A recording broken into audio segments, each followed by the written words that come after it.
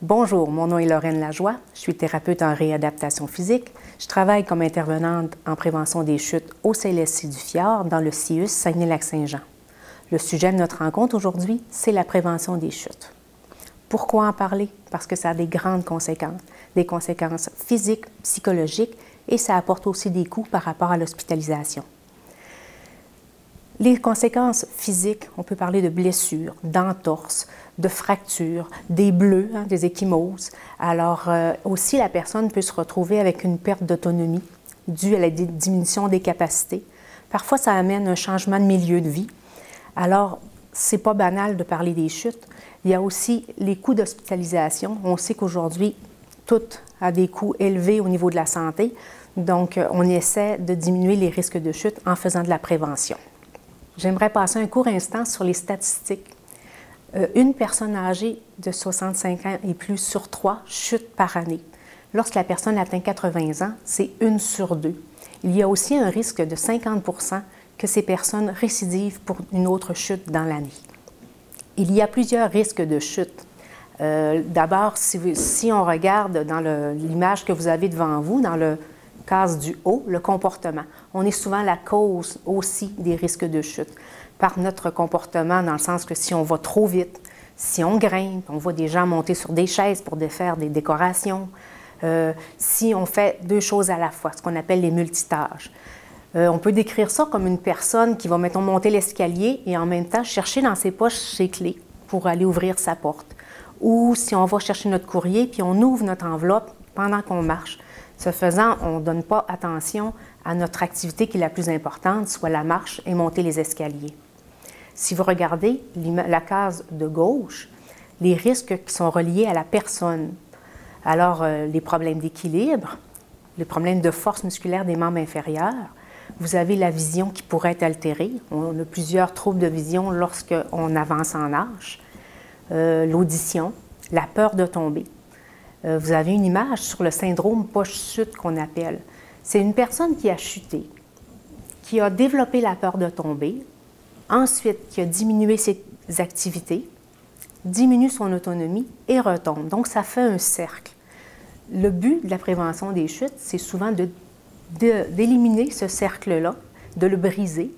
Donc, la personne, elle a chuté. Il faut se poser la question, pourquoi j'ai chuté? Est-ce que c'est dû parce que j'avais des pantoufles glissantes? Est-ce que j'ai grimpé? Est-ce que je me suis barré les pieds dans un tapis? Une fois que j'ai trouvé la cause, je la change. Alors, je continue mes activités, je garde mon autonomie et je fonctionne. Donc, on vient de briser le cercle vicieux de la peur de tomber. Si vous regardez aussi, dans la case de droite, un autre risque de chute qui est très important, c'est l'environnement. Alors, dans notre environnement, il peut y avoir des obstacles. Il y a des personnes qui vont avoir des appartements qui sont très chargés, avec beaucoup de meubles, beaucoup de petits tapis sur lesquels on peut barrer nos pieds. Alors, l'encombrement reste un très grand risque de chute. Les surfaces, des fois, on va avoir des surfaces très glissantes, cirées. On peut avoir aussi, si on est à l'extérieur, un trottoir qui peut être abîmé, l'asphalte brisé. Alors, les surfaces peuvent être un risque de chute. L'éclairage. Si jamais vous êtes dans une pièce qui est bien éclairée et vous voulez entrer dans votre chambre qui est sombre, nos yeux ils ont un petit peu plus de temps, prennent plus de temps pour s'ajuster maintenant avec l'âge. Donc, on peut en rentrant dans la pièce sombre, on peut buter sur quelque chose qu'on n'a pas vu. Et alors, c'est pour ça qu'ils demandent aux gens d'ouvrir toujours une lumière pour rentrer dans une pièce, même éclairage que la pièce dans laquelle on était. Les chaussures aussi. Les chaussures, on va en parler plus tard tantôt, mais des mauvaises chaussures, vous savez, c'est un risque de chute qui est très important. Avec les changements de saison, il y en a qui vont prendre des chaussures qu'ils mettaient quand ils étaient plus jeunes, mais à un moment donné, il faut s'assurer d'avoir une chaussure plus adéquate à cause de nos risques de chute qui peuvent être dus soit à, je ne sais pas moi, le fait qu'on a des troubles d'équilibre, la diminution de la force, la diminution de comment est-ce qu'on peut se protéger lorsqu'on tombe, des réflexes de protection. Alors, tous ces risques de chute-là peuvent entraîner, tous ces risques qu'on vient de parler là peuvent entraîner des chutes. Maintenant, si vous voyez vers le bas, on a les fractures. J'ai 2 facteurs qui sont importants, qui peuvent augmenter les risques de fractures. Si on regarde dans la capsule de gauche, la vulnérabilité de la personne. La densité osseuse, ça veut dire, c'est surtout on entend parler de l'ostéoporose, vous êtes familier avec ça. C'est les os qui sont plus friables, plus fragiles et qui peuvent se casser plus facilement. Alors, aussi les gens qui ont moins de muscles autour de leur hanche, moins de portions graisseuses, donc moins de protection sur l'articulation. Alors, si on tombe, on peut se blesser plus facilement. De l'autre côté, les surfaces d'impact. On sait que si on tombe dans les escaliers, il y a beaucoup plus de chances de se blesser que si on tombe, mettons, dans notre chambre ou dans la salle de bain où on sait que tout est dur. Le bain est dur, la toilette est dure, tout est dur, donc la céramique. Donc les blessures sont plus graves au moins dans ces deux endroits-là. Maintenant qu'on a bien ciblé les facteurs de risque de chute, si vous voulez, on va regarder comment les éviter. Premièrement, au niveau de l'alimentation. Une mauvaise alimentation peut causer des risques de chute. Une personne a besoin d'avoir tous ses besoins alimentaires pour éviter les faiblesses. Donc, c'est super important de prendre vos 3 repas par jour. Un bon déjeuner, un dîner et un souper. Si nos repas sont plus petits, une collation peut être suggérée. Évidemment, vous pouvez parler avec une nutritionniste ou une infirmière pour savoir si vos besoins sont comblés. Un autre point, c'est la médication. Une médication qui est prise à des heures régulières, des heures avec la posologie suggérée, on peut diminuer les risques de chute. Avoir une belle gestion de votre médication, soit par une dosette, vous savez, le contenant de plastique avec les portes du matin, midi, soir. Si vos médicaments sont dans les compartiments, vous êtes sûr à ce moment-là d'avoir, si le compartiment est vide, vous êtes sûr de les avoir pris. Tandis que s'il est plein, il faut les prendre. Il y a des gens qui vont me dire, je ne les oublie jamais. On ne sait jamais si un matin, il peut y avoir une distraction. Vous revenez devant votre dispile ou votre dosette et vous regardez, est-ce que je les ai pris? Si le médicament est encore là, vous ne l'avez pas pris. Cette méthode-là est très importante. Vous pouvez vous la faire vous-même ou la faire par votre pharmacien. Les dosettes sont facilement accessibles. Dans les médicaments, il y a aussi des médicaments qui vont vous donner des effets secondaires. On a des effets secondaires comme des étourdissements ou quelqu'un qui est somnolent.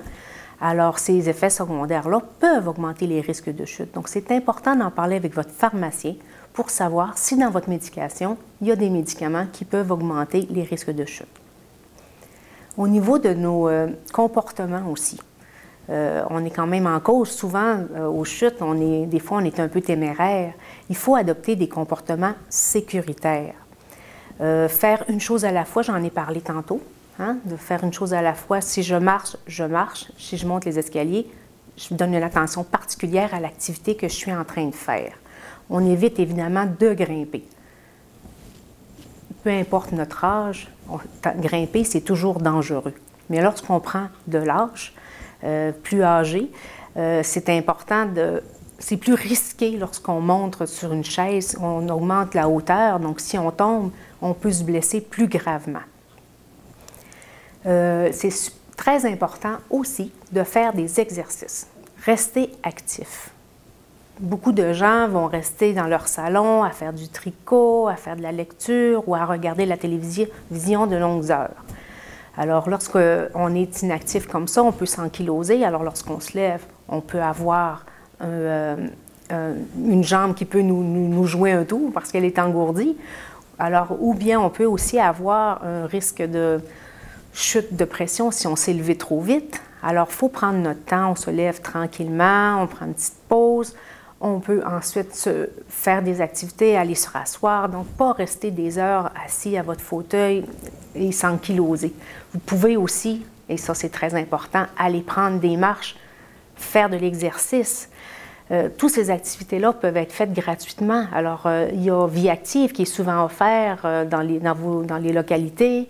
Il y a le programme Pied qui est offert dans les CLSC. C'est un programme pour améliorer l'équilibre. C'est gratuit. Et comme je disais tantôt, la marche aussi, c'est gratuit. On peut marcher à l'intérieur, on peut marcher dehors, seulement une bonne chaussure qui est nécessaire.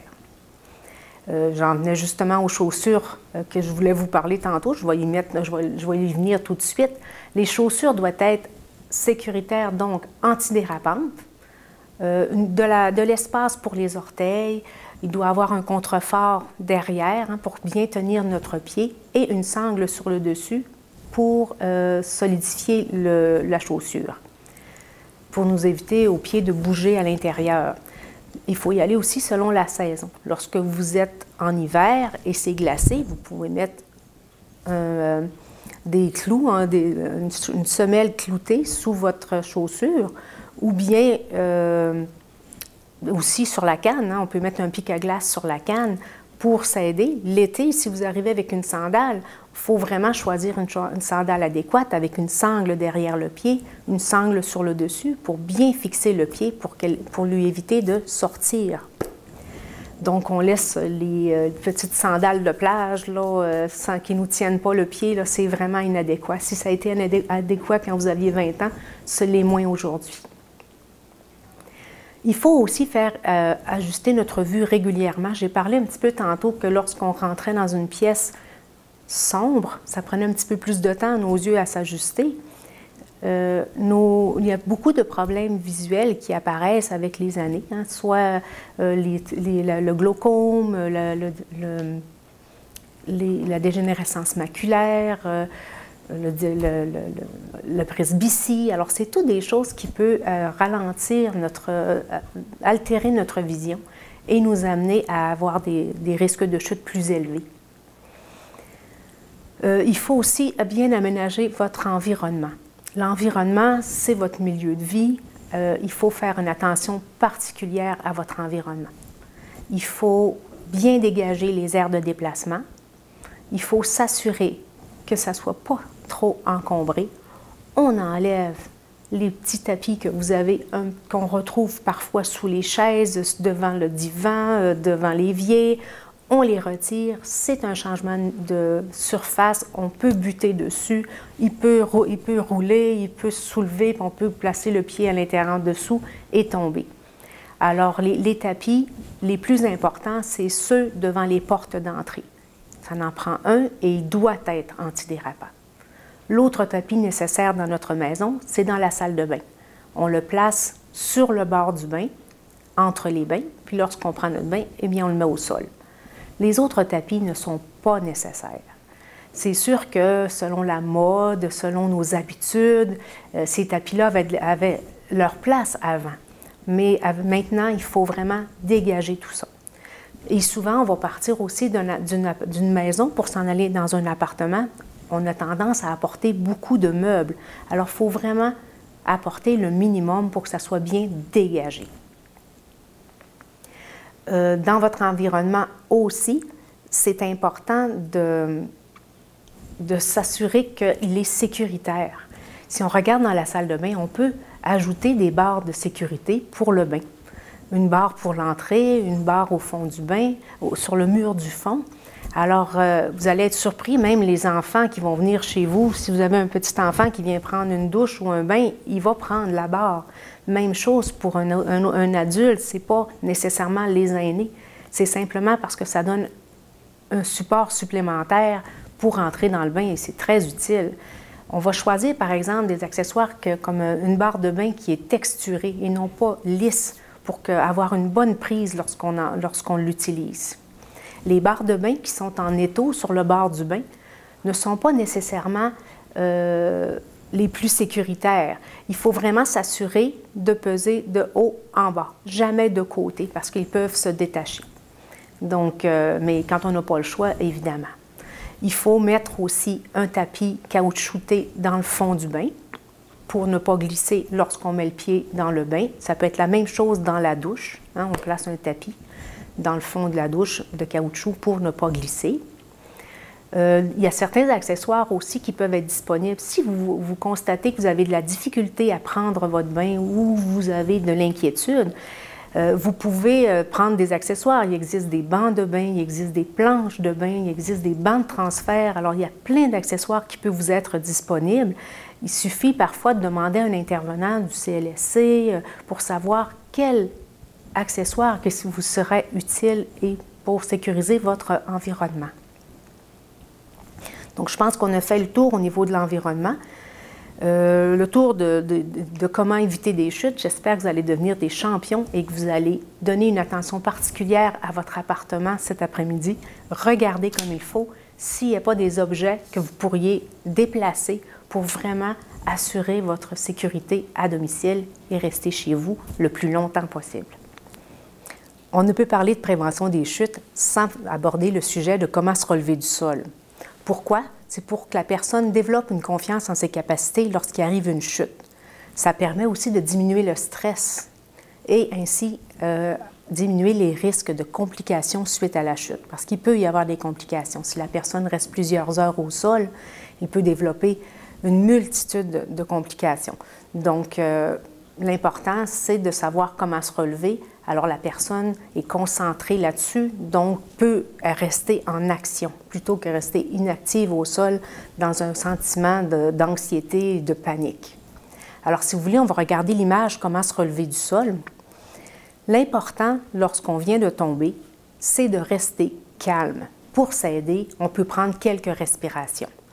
Les gens respirent. Une fois qu'on a repris nos esprits, on regarde maintenant si vous vous êtes blessé. Vous pouvez regarder vos bras, faire bouger vos bras, vos jambes, s'assurer qu'il n'y a pas de blessure qui vous empêche de vous relever. Si une blessure vous empêche de vous relever, bien, il y a d'autres méthodes. On appelle à l'aide, on n'essaye pas de se relever si on n'est pas capable. Vous pouvez appeler à l'aide, vous pouvez frapper le plancher avec la canne, vous pouvez prendre votre téléphone qui doit toujours être placé à portée de la main. Même à portée du sol, si vous placez votre téléphone en plein milieu de la table, lorsque vous êtes par terre, vous ne serez pas capable de l'atteindre. Alors, placez-le sur une table basse ou sur une chaise pour avoir toujours la possibilité de l'atteindre si jamais vous êtes au sol. Lorsqu'on a réussi à appeler à l'aide, ce que vous pouvez faire, c'est, tout en restant calme, vous pouvez prendre une jetée sur le divan, si c'est dans la salle de bain, une serviette, ou dans votre chambre, une couverture pour vous cacher, vous couvrir, pour éviter de prendre froid et ainsi avoir des complications à cette chute. Et attendre à l'aide de manière calme, quitte à faire des prières ou occuper votre esprit, mais ne pas rester dans un état de panique. Maintenant, si lors de votre examen, vous constatez que vous êtes capable de vous lever, vous pouvez trouver une chaise tout près de vous. Une chaise, ça peut être une table basse, mais quelque chose de solide. Si elle est placée plus loin, bien, vous pouvez ramper, vous pouvez rouler jusqu'à cette chaise-là. Une fois que vous êtes tout près, vous vous tournez sur le côté, vous vous placez à quatre pattes. Ensuite, on place les deux mains au centre de la chaise, bien important pour ne pas qu'elle bascule d'un côté ou de l'autre. Vous levez la jambe la plus solide en plaçant le pied au sol et dans un même élan, vous vous levez en poussant sur votre jambe et sur vos deux mains pour vous lever et ensuite vous rasseoir sur la chaise. Une fois assis sur la chaise, il faut prendre un petit peu de temps pour reprendre nos esprits. Si on a besoin d'aide parce que vous avez une blessure qui est comme une lacération des saignements, alors vous pouvez appeler à l'aide soit l'ambulance ou les enfants si c'est quelque chose qui est bénin. Et surtout, restez calme. Reprenez votre calme. Une fois assis, c'est beaucoup moins stressant que lorsqu'on est au sol. Vous avez à rentrer en action, donc vous vous êtes protégé. Alors, si on récapitule les points pour éviter les chutes, d'abord, bien vous alimenter. Rappelez-vous, ça prend vos 3 repas par jour, des repas complets. La médication, on a parlé d'une gestion de la médication, soit par une dosette, soit par la dispile. C'est préparé par votre pharmacien, c'est très important. Peu importe qu'on ait plusieurs médicaments ou seulement un à prendre, on prend l'habitude quand on n'en a pas beaucoup. Puis s'il arrive qu'on en a plus, bien, la méthode est déjà intégrée dans votre vie. Il faut adopter des comportements sécuritaires, s'il vous plaît. On y va plus lentement. On dégage nos environnements, on fait qu'une chose à la fois, on se concentre sur l'activité. C'est important de faire ajuster votre vue régulièrement pour avoir moins de risques de chute reliés à la diminution de la vision. Faites de l'exercice. C'est facile de le faire de l'exercice, c'est accessible et ça ne coûte rien. Il y a des programmes de vie active qui sont offerts un petit peu partout. Vous en avez dans les résidences, vous en avez à l'âge d'or. Vous avez le programme intégré d'équilibre dynamique qu'on appelle le programme PIED, qui est offert dans les CLSC. C'est aussi un programme qui est gratuit, c'est pour améliorer l'équilibre. Vous n'avez qu'à contacter le CLSC pour demander de l'information. Vous avez aussi, évidemment, les chaussures. Alors, il faut prendre le temps de bien choisir nos chaussures. Ça prend des chaussures qui sont confortables et des chaussures qui sont sécuritaires, avec tout ce qu'on a dit tantôt, donc un contrefort, une semelle antidérapante pas collante, de l'espace pour vos pieds, les orteils puissent bouger dans votre soulier. Alors, les chaussures sont très importantes, peu importe la saison. Et l'environnement, évidemment. Votre environnement et votre milieu de vie, vous y êtes, c'est dans la maison qu'on est le plus souvent. Alors, on passe le plus de temps. Il faut bien dégager les aires de déplacement, s'assurer d'avoir les accessoires sécuritaires qu'on peut ajouter à notre appartement pour le rendre le plus sécuritaire. Éviter les petits tapis qui sont une mode qui n'est pas du goût du jour. Alors, assurez-vous que votre environnement soit le plus sécuritaire possible. Alors, en terminant, j'espère vous avoir démontré que la prévention des chutes est un sujet important. Je vous invite à être attentif aux risques de chute que nous avons ciblés et faire les changements nécessaires à votre sécurité pour rester chez vous le plus longtemps possible en sécurité. Si vous avez des questions, vous pouvez parler à votre médecin, votre pharmacien, votre infirmière ou l'intervenant en prévention des chutes dans le CLSC plus près de chez vous. Je vous remercie de votre attention. À la prochaine.